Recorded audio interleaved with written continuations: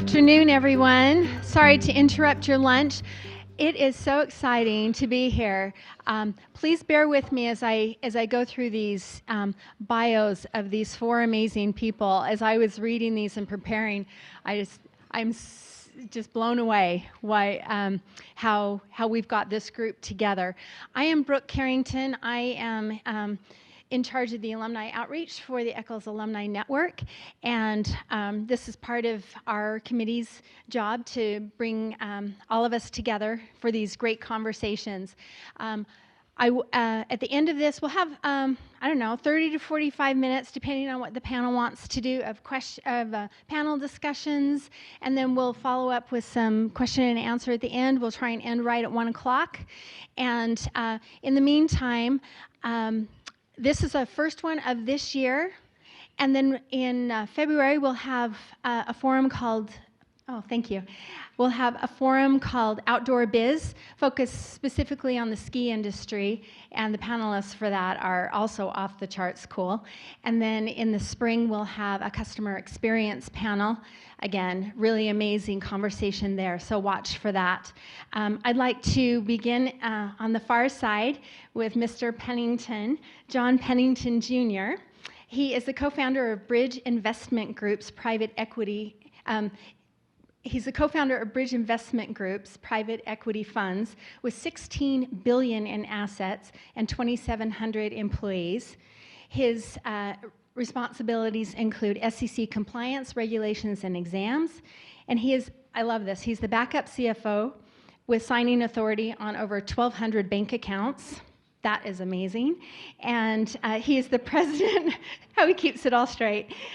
He's the president of over 50 of Bridge's controlled corporations in Delaware. He was the co-founder and president of an import-export business with companies all over the world, including Spain, Canada, Germany, and Puerto Rico. He has a Bachelor of Science degree in economics from the University of Utah. He serves on the advisory board for the Westminster School of Business, and he is the director of fundraising for the Utah Special Olympics. Oh, so he's like such a has-been. Okay, next to him is Mr. Matt Marsh. He is the managing director of Sorensen Capital, specifically in the technology and growth equity investment platforms. His focus includes data and analytics, which is like business intelligence, cognitive computing, artificial intelligence, cloud and SaaS-based enterprise software, digital media, and mobile technology. And his remarkable list of companies' relationships include Pluralsight, Health Catalyst, Bamboo HR, Jolt, Workfront, and Realty Mogul. He has an MBA from Wharton, graduating as the 2009 Joseph P. Wharton Award recipient. He has an MA in International Relations from Penn, a BA degree in finance, a BA degree in Spanish from the University of Utah. Next to him is Mr. Samuel Orm. He's the managing director of Bank of America Merrill Lynch, and he is specifically has a focus with Utah and the Rocky Mountain area. His investment banking experience includes strategic mergers and acquisitions, targeted capital raising solutions, including both debt and equity considerations, and he's dealt with public offerings and private equity transactions, including Cargill, Mitsui, PayPal, E-Trade, Exxon, SunGard, etc. Previously, he was the corporate development head for Savage Services, which is a larger privately held industrial logistics company in the U.S., and he helped increase EBITDA fivefold by acquiring 25 companies in a 6-year period.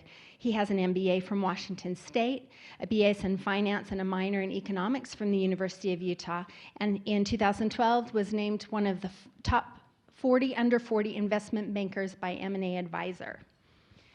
Last but not least, we have our esteemed moderator, Jeffrey Gelder-Lewis. He and I serve on the board together, and he is the sponsor and head of our alumni golf tournament every year, which raises just gobs of money for scholarships. I was going to say sponsorships, not right.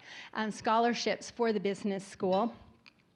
He's a Northwestern Mutual advisor, financial advisor, specifically aiding doctors, lawyers, business owners, and other professionals to achieve financial security. He's been at that over 22 years. He has a wonderful wife, Brooke, and we're soulmates because we have the same name, and his wonderful kids. And if you can keep up with them, they snowboard, triathlon, participation, the trail running, and climbing with family and friends. Whew. All right, I'll turn the time over to Jeff. Thank you so much, Brooke. This event doesn't happen without great support and organization from the team here, and if you get a chance to talk to any of them, please thank them, because this is always fun to come to this. I love coming to these because I'm typically where you are, so this is different for me as a moderator. And before I started, I was talking to the panel a little bit, and I think we need to give a moment of silence for the FAM building that used to be just over here, right? Raise your hand if you remember the FAM building? Awesome. Okay. Yeah, I do like this building a lot better. If the FAM building was there, I'd probably get a little bit of PTSD walking by it because of how many classes I had there. So, but just to kick things off, we want to get started, and we've got these three experts to my left, and we want to give them as much time as we can, and we want to save some time for you to ask some questions. But just to get started, we wanted to ask them what the current investment funding landscape looks like and what's happening, and maybe start with John and let them each take a few minutes and just talk about that and in terms of your personal experience, and then we'll just work our way back and then see where we go. Go ahead, John. Thank you. This is really fun to be at. So Bridge Investment Group, we invest in three asset classes: large apartments, communities, senior assisted living, and office buildings. And we do both debt and equity on both sides of the equation. We have debt funds and equity funds. And the current climate is, I would say, frothy. If we go back in history and you go back to 1991, when there was a very, very low unemployment rate, you got to think of everybody that's got everyone's fully funding their 401k matching, right, when there's low unemployment. And that means there's some fund manager in New York every Friday gets a pile of cash on his desk, and he's got to deploy it. And he can deploy it and buy in Microsoft or Google or whatever. And so that low unemployment, if it's held for a while, has a tendency of having more investment dollars in the market. Therefore, if there's more investment dollars in the market, the competition for the product where you're going to deploy your capital is your margins get squoze. And so in the last few years, we have seen, the deal flow, the volume of deal flow that we go after is as the margins are. So you have to be more and more diligent in finding the better deals. There's just not as many of them. There's still lots. There's just not many of them. We are a little bit different. We have an investor base of a lot of high net worth and of a lot of institutions. Now, we wouldn't start that way. When we started, it was 100% high net worth. I think, and I'm going to let go Matt here, Matt's group is more of an institutional base. For instance, my accounting department, we sent out last year 70,000 K1s. And that means there's 70,000 positions of investors, right? And so that means, like for instance, if you were an investor in 3 of our funds, you would have got a K1 on your tax return for each one of those funds. So it's a little bit different. So institutional raises on the institutional side, a high net worth investor will put $1 million to $3 million in, sometimes $5 million into a fund. But institution, they won't even fly out to see you unless they think they can give you $30 million. It's a total different deal. But anyway, so that's my introduction. So we'll pass it down the road here.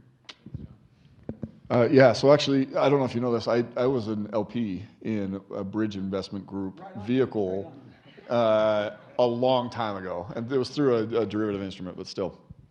Big fan of what you guys have built here in Utah, so kudos to that. Yeah, I think there are some similarities and some big differences between the types of capital that we raise.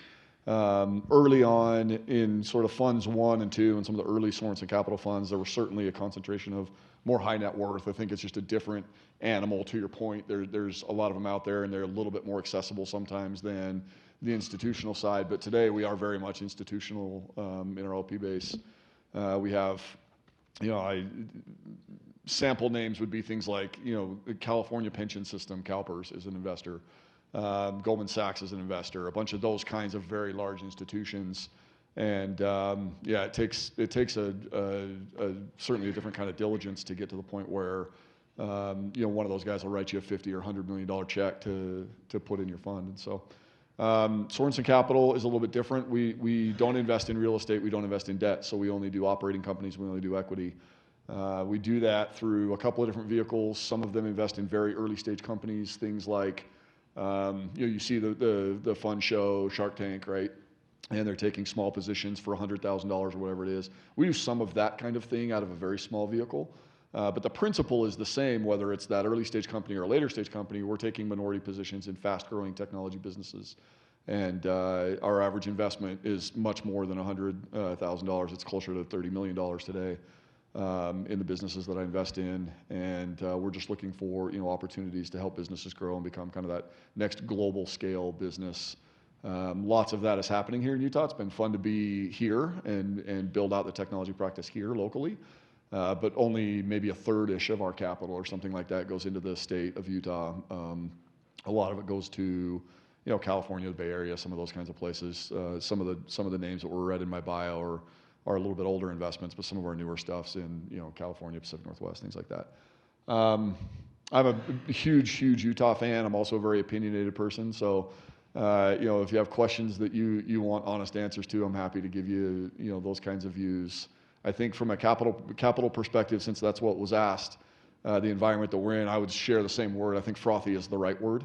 The other place, so the other place that the money comes from, that I don't think we've even really learned how to respect yet in terms of how much has come onto the market, is just through quantitative easing, fiscal and monetary policy at the Federal Reserve level. I read this morning that the repo market put another $184 billion into the market yesterday alone. That's something that not many people are paying attention to, but if you look since the financial crisis, something on the order of $12 trillion has been pumped into the economy, and that's a scale that no one has ever seen globally, ever, even close on a relative basis in the history of time. And so the fact that we're still in a very frothy market, and the fact that all that capital winds up in the pockets of people that want to put them in funds, that wants to put that money in funds, or want to put money in real estate or in a certain stock or whatever it is, that's what's driving a lot of that froth. And so I guess the interesting question for us, if we want to get into that, is what would be, how do you see that capital being processed? Because even with, the billions of dollars lost on things like WeWork, we're only scratching the surface in terms of processing all the capital that's been pumped into the economy. So long-term interesting questions, but frothy is absolutely the one-word answer. And I've taken 10 minutes to give you a one-word answer. That's great, Matt. Thank you. Sorry. Go ahead, Sam. I'd stick with frothy. Just before, I can't let Matt get away with that. And those introductions were so painful. I have a hard time. You never hear a good introduction, right? It's hard if you're up here to hear the introduction. But Matt in particular, just a quick sign of hands. The top 20 venture capital firms in this country, where are they located? Where are all 20 of them in San Francisco, Palo Alto? Where are they? Thank you. I don't think anyone realizes in Matt's completely self-effacing commentary that Sorensen Capital is a top 20 venture capital firm in this country. So just to set the stage of what we have on this panel here, I think it's amazing to think about, and I'm not going to look at Matt because he's just going to give me a stare.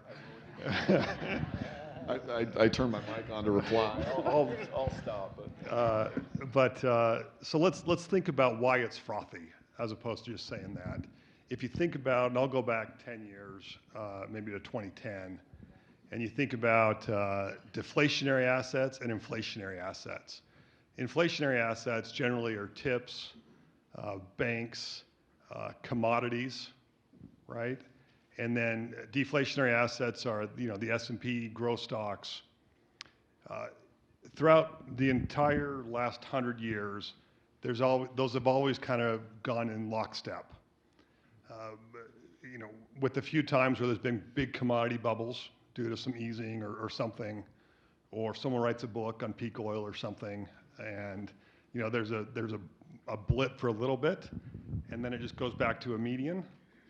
Since 2010, there has been a huge divergence. If you look at the data, where banks, commodities, right? Oil is $50 a barrel now. It's going to 30, and these commodities, due to technology, are just decreasing, and those deflationary places or those inflationary assets have not been the place to be, and so there's been this huge divergence, and growth has been rewarded. So what's the greatest commodity in the world right now? It is growth, I would argue.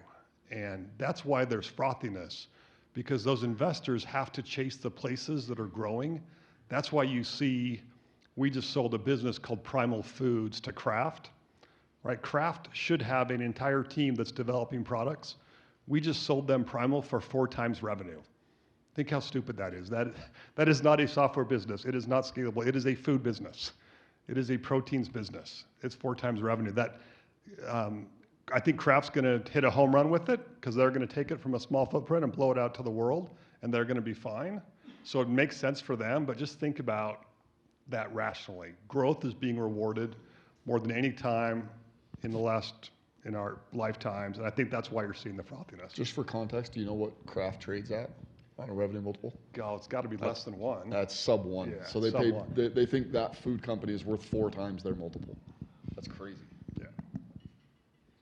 Great start here. I think we'll just jump right into it because it's probably relevant.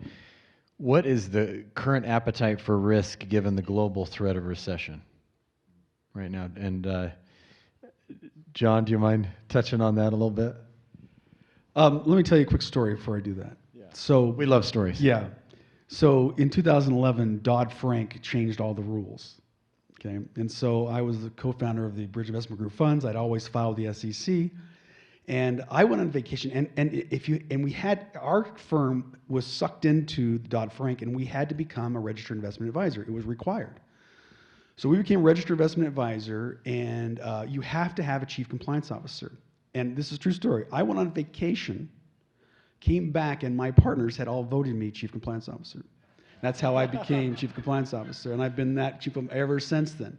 So don't go on vacation when big. That's the first Life thing. lessons. Yeah, really. What was the question? Risk? What do you want to know about risk? Yeah. What's the current appetite? Yeah, for this risk? is the strangest thing. It's just strange. You've all heard. In Europe right now, we have negative interest rates. There's $13 trillion. I went to economics school here. I never have seen an economics book in my life has a chapter on negative interest rates. I talk to people who have economics degrees. I ask them, do you guys know about it? No one understands it, right? There's not $1 trillion. It's $13 trillion in negative interest rates. It doesn't make any sense to me. And so if you have people in countries in Europe that can buy a bond and guaranteed to make 0% interest rate, and they're going to buy it, they're going to seek for yield somewhere. And that money, we believe, is flowing to the United States because the United States still has yield. So the seeking of yield is, that's one of the reasons that's one of the reasons I believe the market in the United States is frothy, because other places around the world are. So the risk there is people are risking more. They're compressing their margins to buy the same thing they wouldn't have purchased years ago. They're compressing their margins just to find yield. I can't buy a bond with a guarantee of a 0% interest rate. It doesn't make any sense to me, but $13 trillion is trading that way. And so this is a world changer. I don't know what it means. I believe, as a person with an economics degree, I believe price is a predictor of something. At the price of gas predicts something. The price of your meal predicts something. If someone is selling $13 trillion of bonds at 0% interest rates, and the people are buying and selling it, I don't know what it's predicting, and that's why I'm searching, and hopefully the panel can tell me what they think. But it's very strange. Thanks, John. Go ahead, Matt. I mean, I don't know what they're searching for. I would never buy a 0 or a negative interest rate instrument. It makes no sense. unless you're thinking about some kind of like an asset appreciation or capital appreciation play. You've got to know a lot more about, every single aspect of the economy than I do to start betting kind of in that direction. Though it has, I guess, to be fair, worked out for some people. So not shocked on that front. It's, the macroeconomic landscape I think is fascinating. We could probably spend a lot of time talking about all the money the Fed's pumped in, the difference in rates and risk appetite globally. I think for me on a more micro basis, my role is to underwrite risk. So that's what I do all day long, is look at a business and say, here's how risky I think this business is, here's where I think it can go. And then back solve from that what I think a proper return would be for someone investing in that company at the stage that we're investing in it in. And so I have, I think, a little bit different perspective. I don't spend a lot of time thinking about the sort of recession issue the way a bond investor probably would, or I'm sure real estate probably has its own suite of challenges. But for me, what I'm looking for is healthy risk, healthy return, a quality balance of that. And so when things get frothy and the competition for a deal goes up, that usually inflates the price and compresses the return side of that equation. But I'm still in a position where I can underwrite, based on today's environment, a risk and return profile. And so I would go out today, even though it's very frothy and even though there's a lot of risk out there, and I would say, based on the risk that I see today, what am I willing to pay for an asset? And you've seen a lot, I think, of very interesting things happen in public markets and the like, where prices get so crazy. The same thing happens on the private market. And so there are prices I won't pay when it comes to risk and return. For especially later stage, more mature businesses. But when they're in that early stage of growth, I think, going back to Sam's comment, if you've got a business that's growing 400% a year off of a reasonably healthy base and has unbelievable unit economics, you tell me what that's worth. I think the risk around that starts to go way down, and the asset class starts to get very, very frothy. And so that's where we are. I also think, interestingly, within Sorensen Capital's portfolio, there's a different element of the risk and return trade-off because we invest in different asset classes in the private market. And so we have a private equity model, which is very late stage and cash flow oriented, and we buy future cash flow discounted to today, all the math that you've all done in your classes here at school. That's very alive and well. We do that, but then we do something called growth investing, to use the term again. And we do venture investing, which is the earlier side of things. And so if I look at growth versus the levered return, the buyout style return, I have a counter thesis on this. Everybody thinks growth companies are more risky and deserve higher returns. And so that asset class had been held back for so long that when I joined Sorensen, I said, this makes no sense.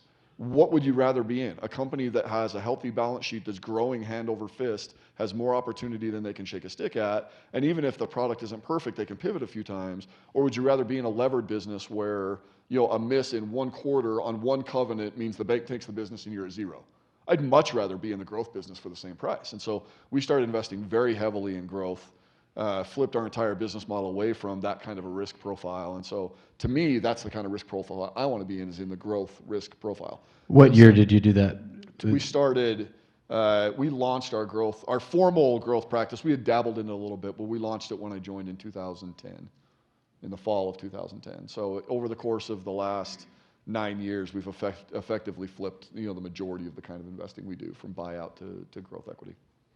So if anybody wants that chart on the divergence between inflationary and deflationary assets, it happened right in 2010. So Sorensen's timing could not have been better. They saw it, they contextualized it, and they pivoted, and they had the guts to do it. Like that's pretty incredible. Better to be lucky than good sometimes. Yeah. I'll take it. Go ahead, Sam. Any thoughts on that? Look, Bank of America, we have a ton of high-paid economists that they are still very bullish. Obviously, rationally, you have to have a recession at some point, but we don't see it occurring in the near future. We don't have a prediction that it's coming. As long as you have businesses that we're taking public that have unique economics that are superior to other older business models out there that are disrupting something and doing something interesting in the world. Here in Utah, it's Bamboo HR, it's Health Catalyst, it's Divvy, it's Podium. They approach the world from a different perspective. They have huge moats and they have amazing economics. And I'd much rather pay 10 times revenue for a business like that I know is going to grow 50% a year for the next 10 years than a leveraged buyout deal that's growing at 5%, and I'm relying on the Term B loan markets to hold out for me to refinance out in 5 years, right? Those are tougher conversations than some of this growth equity that's occurring in Utah, and I think Utah in particular is in an amazing spot. This place is doubling in the next 7 years. Like, it's just going to happen. Thank you. Two things we want to do before we go into one thing we want to do before we go into questions. Was there any question you had for each other that you wanted to ask before we? Go ahead, Matt. I'm going to ask Sam a question about the recession comment. Yeah. I have a little bit of a counter thesis on the concept of a recession as well. We define recessions based on what we've seen historically, and what we think looks like a recession looks like something that we can point to in the past. In an environment where there's so much capital on the market, is it possible that we're in the same that we are today, right now, in the economic window that we will look back on as a recession, but because there's so much capital on the market, nobody has really felt it? Is there a chance that today is the recession, and because there's so much money, we're going to kind of glide over it? Yeah. So if you look at industrial production, you would say Matt is correct that Write that down. that there's so much capital out there chasing yield, as John said, that we are papering over it, and it may last another year. I think in particular, there's some interesting policy aspects that are occurring where we would turn much more bullish if we can get a Chinese trade deal. B of A in particular feels that as really being a drag on the economy. And we believe we would have had a trade deal if it was not for Hong Kong, right? Because if you think about it, China blamed Hong Kong on the CIA, right? They said, oh, there's 50 CIA agents, staging these coups and staging these crowds, and nobody could be this organized. It has to be the CIA involved. So the Chinese government blamed the U.S., and so you'll notice Trump will talk about everything in this world except Hong Kong, because he knows he has to get a trade deal done for this economy to continue.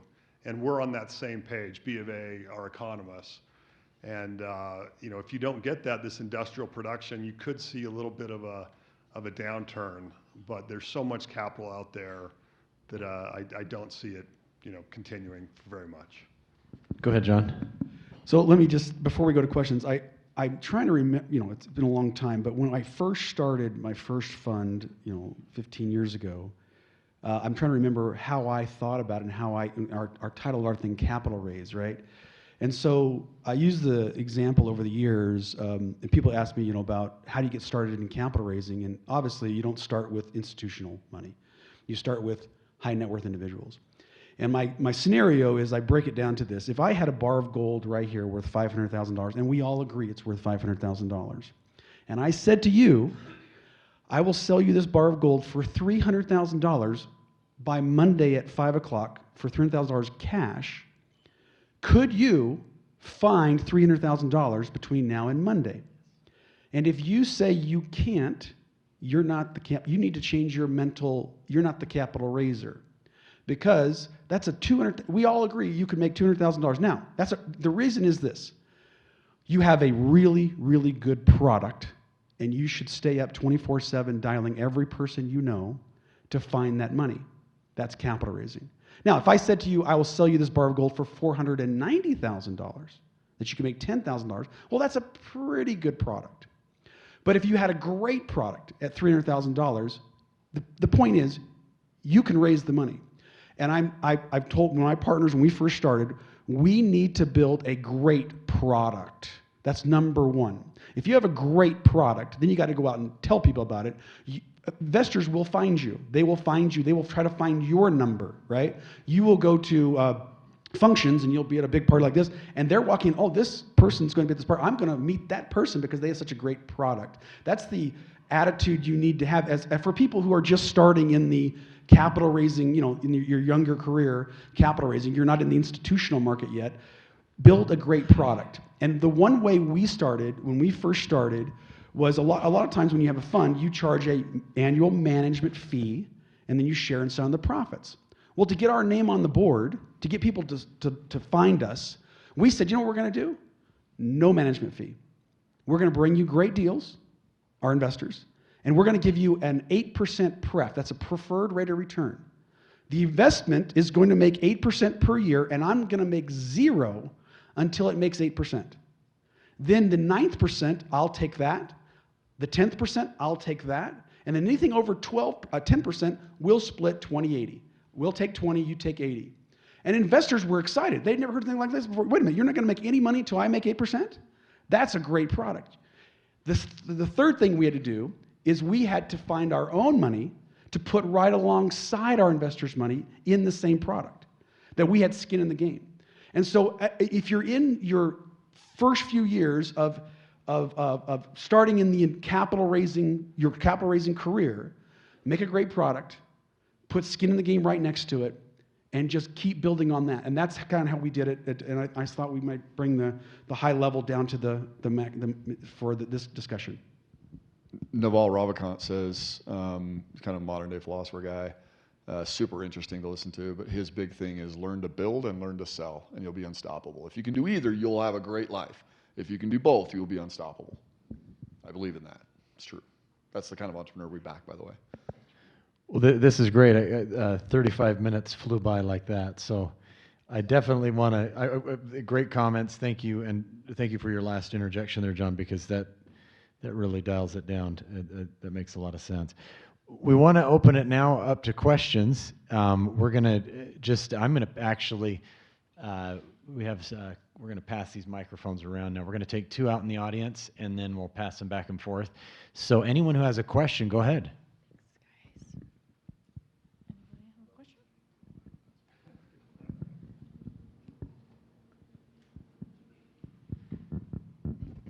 Yeah, I got a question, might be more kind of Matt and John, but maybe Sam as well for it. It kind of revolves around kind of the crowdfunding Kickstarter world for it. And I know 10 years ago, the legislation kind of loosened up a little bit, so exclusive VCs and private equity funds were a little bit more, exclusive, have been for a while. And to be able to do crowdfunding and Kickstarters and things like that kind of brings some of those opportunities to the lower guy on the totem pole.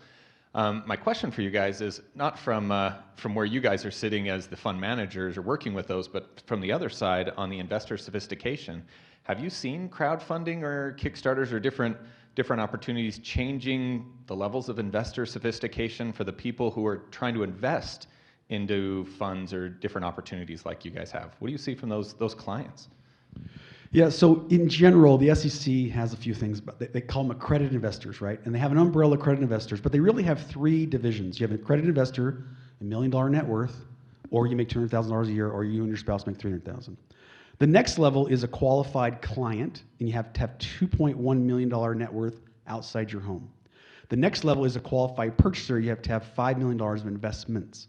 So you'll see, interviews on TV, and you'll see an investment advisor come up there, and he'll say, or she will say, we only accept qualified, investors. And you think they're saying accredited. They're not saying accredited, because a lot of firms can't take accredited investors anymore, and I'll tell you why in a minute. They're saying we only take qualified clients and qualified purchasers. And the reason is the SEC changed the rule a few years back. Like I just talked to you about a management fee. We now take, obviously, management fees for annual from our investors. Plus, we take the profits, some above the 80-20 split. That's 2 fees. Well, they changed the rules a few years back that a registered investment advisor can only take 2 fees from qualified investors, qualified clients or qualified purchasers. If I have an investor who's an accredited investor, I can only take 1 fee. That's the management fee. And so we have chosen that we don't come to work every day just for that fee, and that's an SEC rule I can't get around. So we've only taken qualified clients, qualified purchasers. Yeah, I think we have seen it change a little bit, the landscape, less about the caliber or the sophistication of the investor and more about the way the asset is broken up and invested in.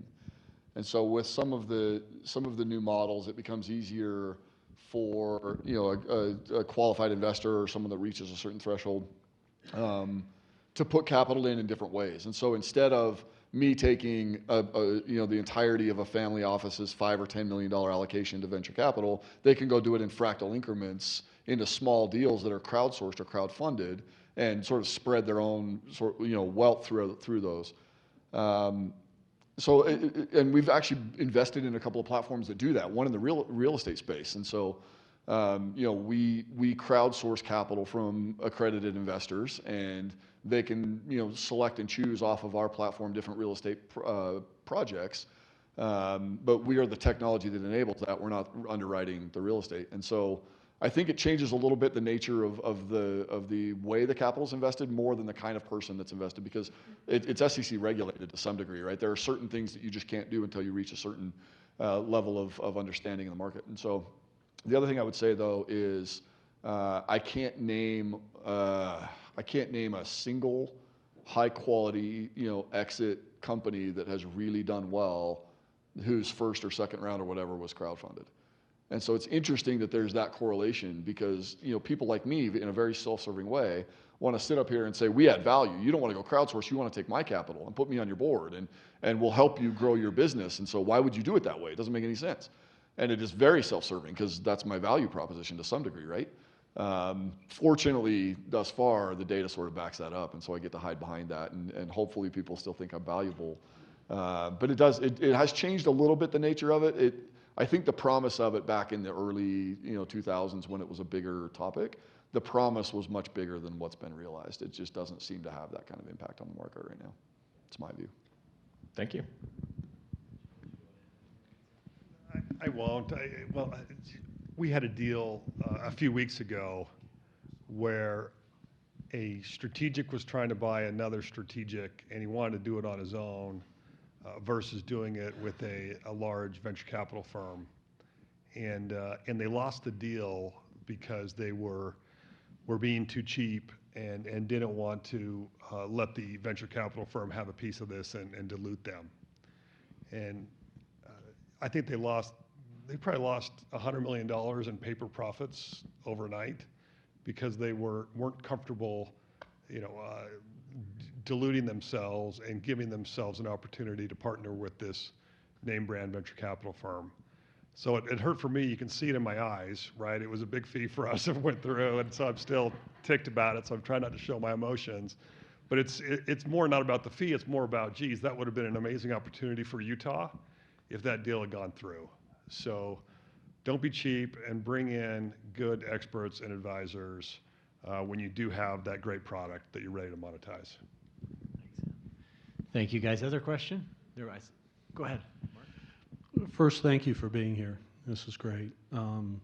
I think what I heard was you three are bullish on the global economy, generally speaking. It's not perfect, but you believe going forward that we should be optimistic. So I'd like you to wear your economist hat for a moment and present a scenario, and I'd like your opinion on it. Based on this optimism of a growing global economy, how do we marry that to full employment and a decreasing educated workforce in terms of the ability for companies, whether startups or existing companies, to continue this robust expansion, when at the heart of expansion in the history of our economies going back 10 decades has always been built on a resource, the human resource, as part of it?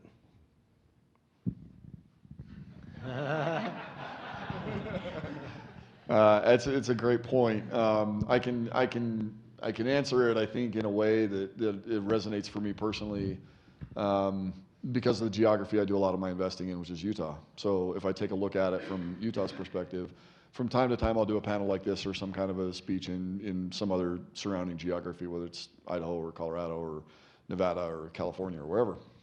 And invariably, when we get into this question and answer thing, because I'm so bullish on Utah, and I make some really flagrant statements about how great Utah is, I have no problem being that person in front of a room, I'll get asked the question, well, what makes Utah so great? What's different, right? And the one thing that most people don't really recognize is that the growth in Utah comes on the back of a well-educated workforce. And it's a well-educated workforce that wants to stay here. For better or worse, you can have your own opinion about that, but you've got 4 or 5 amazing universities within a 40 or so mile, stretch of I-15 that put out some of the best talent in the country. I would argue University of Utah and BYU, I shouldn't use the word, but I will, University of Utah and the school down south, the top 5 or 10% of students coming out of any of the departments in those 2 schools are of the caliber of student anywhere in the world. Academically, we are amazing. And then you layer on that, you have a cultural bias toward things like self-sustainability and entrepreneurship. And you get these really gritty entrepreneurs that are willing to work their tails off with super well-educated teams around them that you don't have to overpay for, and lo and behold, you have growth, right? And you have this explosion in Utah that nobody can keep up with, and it's still going on. And again, I would argue because we still have an overeducated, underpaid populace here. And that's great. I'm going to keep exploiting, for lack of a better word, and without the negative connotation. I'm going to keep investing in that. I'm going to put every dollar I can behind that. And so I think more than having a clever argument to say that the global economy needs to repair, that labor force imbalance, I would just point to the positive nature of what we currently operate in here in Utah and be grateful for that fact. I don't have a better sort of macroeconomic shift for you in that discussion. Yeah, Matt's going to get me going a little bit, but WordPerfect takes a lot of credit for, or is given a lot of credit. They don't take it. Is given a lot of credit for starting, Silicon Slopes, and I would argue that Vivint started it and Omniture, because they realized that Utah sells better than any other populace in this country, in the world. And they develop products. It's very entrepreneurial. It's very dynamic. So you combine that inherent desire to start and run a business and be, people always ask me, right, I'm on a plane all the time, Utah's political environment, and I always say it's libertarian, right? At its heart, it's more of a libertarian environment, trying to, build their own company, do their own thing, and they can sell. Like, think how crazy it is in my neighborhood. These guys are on a plane every day, but there's probably 30 global sales heads in a 10-mile radius of my home that are all making over $1 million a year in W-2 income as a salesperson for some global corporation, and they're here in Utah. Like, why is that? That's crazy, right? Well, it's because we're really good at it. We're really passionate. I think we have a lot of kids we got to feed. And these, everyone hustles, and there's a lot of hustle, and it happens, and it's pretty spectacular when you combine that with the U and BYU, and there's a political side of me as well that, it is a problem, and if you have an engineering degree, it's just please come to our country. Like, there should not be a limit on that. It doesn't make sense to me. So again, learn to build, learn to sell, you'll be unstoppable. What other geography in the nation has both of those skill sets like we do? It's very unique and it's very rare. The other interesting thing, though, if we go back to kind of the macro question or where this goes from here and painting the bullish scenario, the challenge for us is how do we avoid falling into some of the same traps that the Bay Area fell into and other geographies? Because the Bay Area was us, I don't know, 20 years ago, 25 years, I don't know what the number is. Right, but it was the same thing. You had Stanford, you had Cal, you had a whole bunch of really great universities within a small stretch, and people wanted to stay there. And you sprinkle a little capital on that, and it explodes, right? And now it's to the point where you can't rent a 500 square foot apartment for less than $4,000 a month. Do we want to become that? Probably not. How do you solve some of those next generation problems? I think are more important for Utah than how do we sort of scale and perpetuate the educated workforce. Sorry, I stole that from you. No, that's good. Let's move on. What do you guys see happening with microcap and the increase of capital on the private side versus the decrease kind of moving towards the public side? I guess just microcap as a general rule is decreasing in size, I guess, or the number of deals in that space. Just kind of understanding your perspective of what's going to happen there in new stock markets and new exchanges and things. There's lots of different random topics on that. Yeah, I don't see that. I don't understand. To your question on the microcap, I'm not really sure. But in private equity, we see the private equity market expanding. We see, compared to NASDAQ or New York Stock Exchange, the amount of money that's coming into alternatives and private equity, like we said, is frothy, and they're looking for great products. And so we see it as an expanding market. We took a company public last Thursday, and it's an insurance broker, and they're only 15 in EBITDA, right? So that's microcap in the public market realm, and they're trading at a 30 times multiple when the peers in that sector trade for, a 12, and it's because they've found a different way to compensate their employees and sell better than every other insurance broker in the country, and they're growing at 50% a year. So I think, I think it's surprising to some people to think there's still these market caps of, 300 million that are still getting done all the time because those growth factors account for it. Now, Landon, in terms of the venture capital world on the microcap side, I have seen a shift in the last few years of venture capital firms wanting to invest more dollars in an asset and over-equitize these transactions, just because the business models are pivoting so fast that it's almost like, instead of giving this company 5, let's give them 25. And if a lot of firms come in together, sure, they've over-equitized, but we've increased our chance of success. And I think it has been more that way a little bit in terms of scaling up to larger transactions, and sometimes leaving the smaller deals more to friends and family, for sure. I think that has happened. I mean, bring it back to where we started on the on the macro frothy side, right? When there's as much capital as there is, and wherever it comes from doesn't matter. I share your sentiment, by the way, on the flow toward private equity, partly because of incentives. Again, if you look at the largest capital managers in the world are things like pension funds and life insurance companies, who have hurdle rates that they have to be able to attain. And if the hurdle rate is 7% for a certain state's pension fund, and the public markets aren't returning that, and they can't get that in safe instruments like debt and leverage or whatever else, they have to go where you can find yield. And private equity venture capital, for better or worse, is still one of the best yielding assets or yielding asset classes in the country on an IRR basis in the world.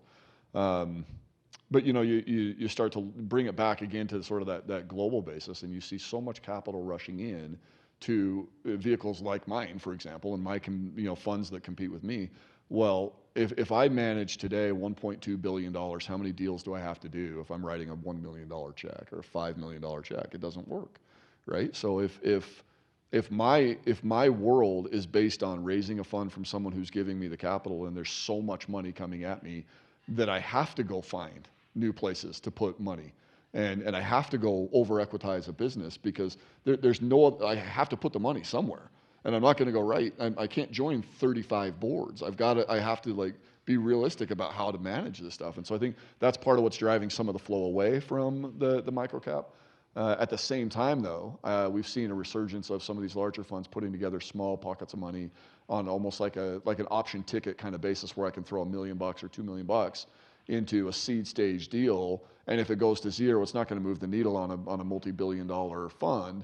But if it buys me a toehold into an investment, 3 years from now, when that one business does really well and wants to raise a $30 or $40 million equity check, I want that $30 or $40 million equity check, and I'm willing to buy forward a little bit with the sort of micro investment to do it. Now, we don't do that, and I don't know that there's anything sound about that investment strategy. It's more like option ticket investing or something like that. But there's enough large capital funds in the world that have to do it, because they have nowhere else to put the money.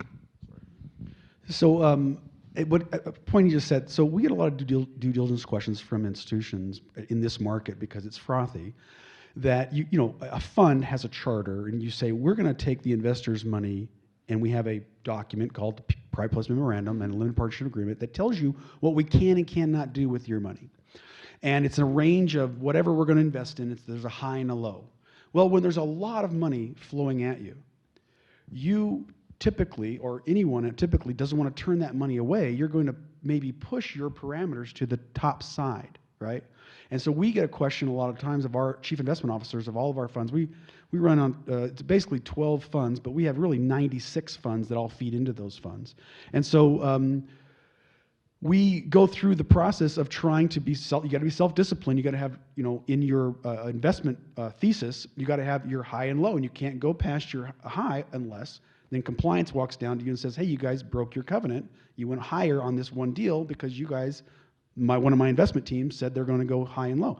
But an investment manager, smaller companies, or people trying to make a name for themselves will push that limit sometimes over, right? So in a market like this, which is unique, it's not like this doesn't happen every few years. When you have a lot of cash being printed all over the world, and there's cash everywhere, so much that banks will give you 0% if you deposit your money to them. They will give you 0. That's how much cash there is. They have so much cash, they don't need your cash, right? Yeah, not American banks in Europe, right? But I'm saying it's just a strange thing to happen in the world. And so when you are deciding where you're going to invest, one of the questions you should be asking is about their parameters, what they're going to invest in, and how much have they had to push their model to the upside to be able to deploy the money they have in their pockets. And that it's a different dynamic in the market today as it was 2011, 12. It's a total different market. I think we have time for one more question, but go ahead, Matt, if you want. Let's do another question. Okay. More interesting than what I have to say. So I've loved the frothy conversation, and so I think we should keep that going. But how far can optimism take us, right? I mean, we talk about all the capital that's out there. Markets are fickle, and right now the narrative, I mean, so much is hinging on this U.S.-China trade deal.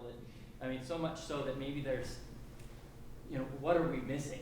What are the things that we should be focusing on besides U.S.-China that we aren't, that are playing out in the background? How far can the optimism take us? The S&P's up 20% this year on no earnings growth.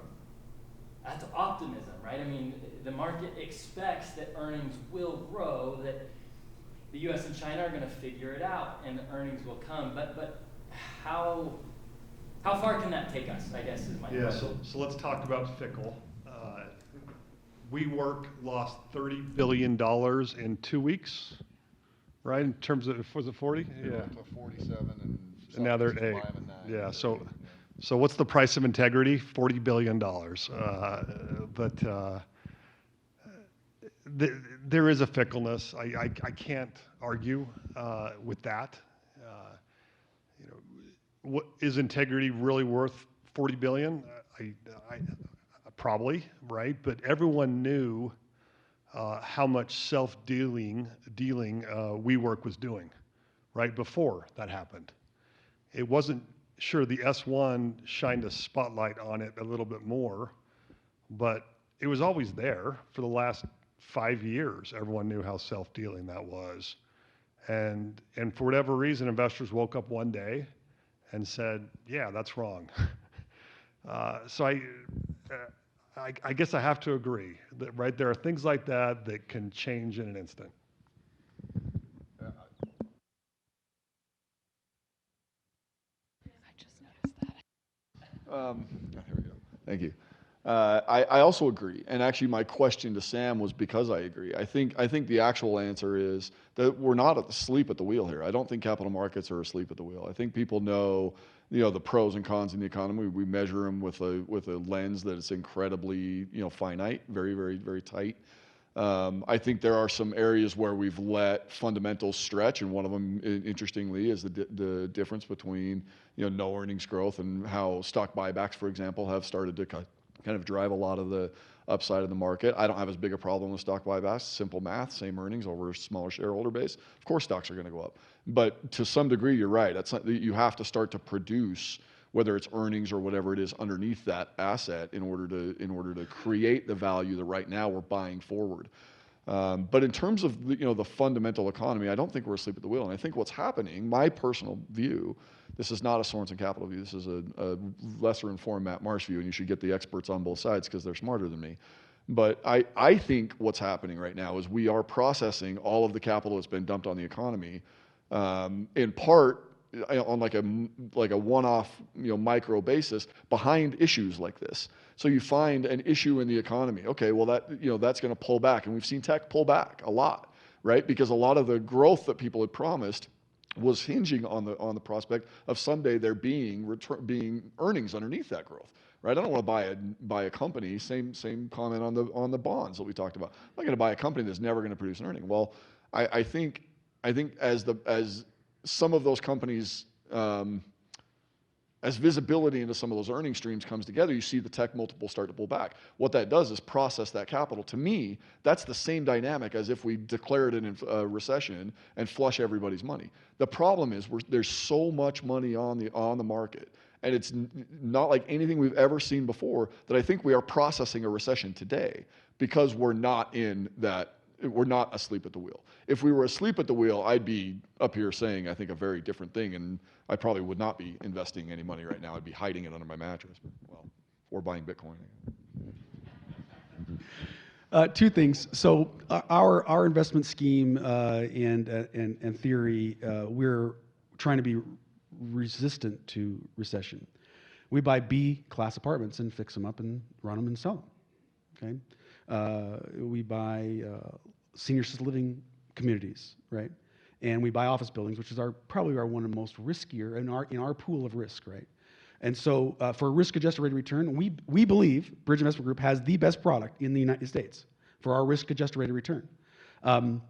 But that said, back to the amount of money that's in. Okay, so take for example General Electric. Jack Welch years ago, great guy, ran General Electric. You look back at the cheapness of a great company like that, the cheapness that they could borrow money at, okay? And you look at the average, okay, so you had these senior executives buy back stock in the market, right? And it was an average of, they bought a bunch of stock on $1 billion or whatever at $21 average. And then a few years later, the senior executives bought it at a $23 average. They bought all the stock back, the company did. And I think it was a higher $26 average, right? And over those years had no revenue growth. They just could borrow money because there's so much money in the market. You're an executive and I have stock options for my personal, life. We buy stock back. My company's not going up in value, but wait, it does go up in value because there's less stock in the market, right? Today, GE's $8. I don't know, $9. I don't even know what it is, right? So you could have traded GE and saw the buybacks and traded the buyback up, but fundamentally, you knew as an economist, and you do an analysis, that company's not making more money, right? And so, who's controlling the stock buybacks? The people who would benefit from the stock going up, right? So these are like I said, when you have a Fed or any other government that prints a plethora of money, you're manipulating the free market system.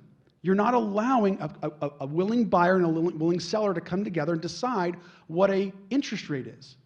In a free market system where you're not manipulating by pumping in trillions of dollars into the economy, you're not manipulating the market. So if you would like to get a loan from me, you wanted to buy a duplex, you want to get a loan from me, me and you would come up with a price, and I would lend you the money and put a first deed of mortgage on your duplex, and you would own the duplex and rent it out. We would come up with that price, right? But wait. The Fed keeps pumping and pumping. Like he says, there's so much cash. It's never been to the fact that my point in Europe, right? And so these are new times. There is no book written on, not even a chapter on negative interest rates. So these are new times that are uncharted territory. And your question is, are we going to go up or down? Well, years ago, you could just do the math and go, well, GE is going to go up. But are they really getting better? Is it an integrity play? I'm going to buy GE because it's a great company going better, or is it just a play, right? And I would argue that it was a play, right, from the executives of that firm that just kept buying their stock back to make the stock go up. Yep. Thank you. This has been a great discussion, and thank you so much to our panelists. Let's give our panelists an applause here.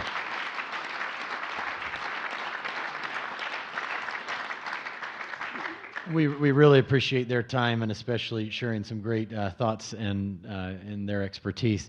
we really want to thank the group that put this together, and please give the development department a round of applause, because